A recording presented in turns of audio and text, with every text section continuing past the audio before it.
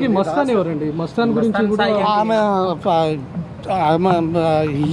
ఇప్పుడు ఆమె ఆయనతోనే ఉంటుందండి రిలేషన్ లో మీ తర్వాత మస్తాన్ సాయితో రిలేషన్. అవునండి.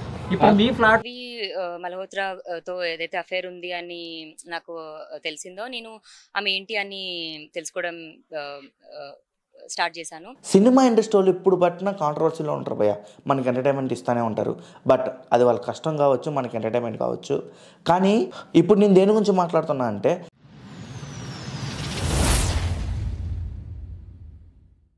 సో 2012 నుంచి మేము లవ్ చేసుకుంటున్నాము అండ్ 2014 నుంచి కలిసి ఉంటున్నాము. It's been 11 years we are together and 3 months అవుతుంది తన ఇంట్లో నుంచి బయటకు వెళ్ళిపోయి.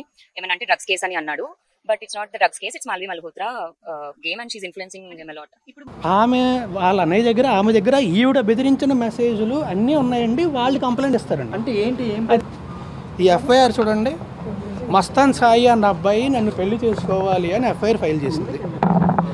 రాజ్ తరుణ్, లావణ్య అని ఒక అమ్మాయి రాజ్ తరుణ్ మీద నార్సింగ్లో కంప్లైంట్ ఇచ్చిందంట. ఆ కంప్లైంట్లో వచ్చేసి అసలు రాజ్ తరుణ్ నన్ను పట్టించుకోవట్లేదు, మేము 11 ఏళ్ళుగా లివింగ్ విత్లో ఉన్నాము, రిలేషన్స్లో ఉన్నాము, ఒక్క ఇంట్లో ఉన్నాము మేము, అయినా నన్ను పట్టించుకోవట్లేదు, ఒక 3 years నుంచి సరిగ్గా నన్ను పట్టించుకోవట్లేదు, నన్ను చూస్తేనే పారిపోతున్నాడని చెప్పేసి ఏదో లేఖ రాసింది పోలీసులకి అనమాట. సో అసలు నిజమా కాదా అనేది మనం తెలుసాం, పోలీసులు తెలిసారు. కానీ దాంట్లో అమ్మాయి తప్పు చేశా అని చెప్పేసి ఇంకోటి కూడా ఒప్పుకుంది.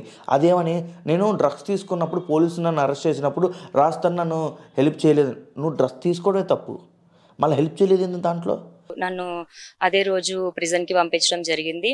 I was in prison for 45 days. నాకు రాజు ఎటువంటి హెల్ప్ చేయలేదు. ఎలా హెల్ప్ చేస్తారు? ఒక హీరోగా తనకు బాధ్యత ఉన్నదా?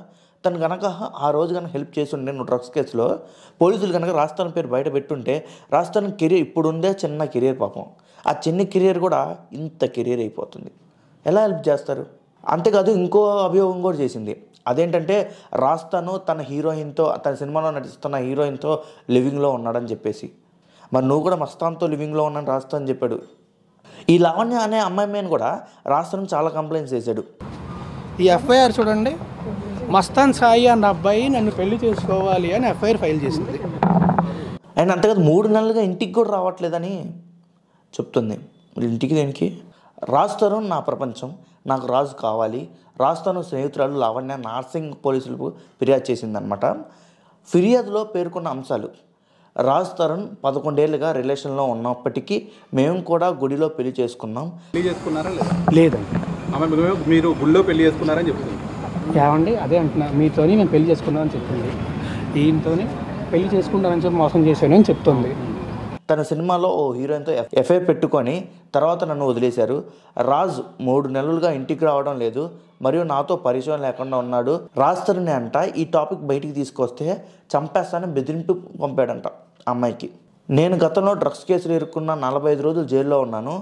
ఆ సమయంలో రాజ్ ఎలాంటి సహాయం అందించలేదు. ఇందాక చెప్పే కదా, ఆయన కనుక సహాయం అందిస్తే ఆయన జైల్లోకి వెళ్తాడు. సో అసలు నిజమా కాదా అనేది మనం తెలుసాం, పోలీసులు తెలిసారు.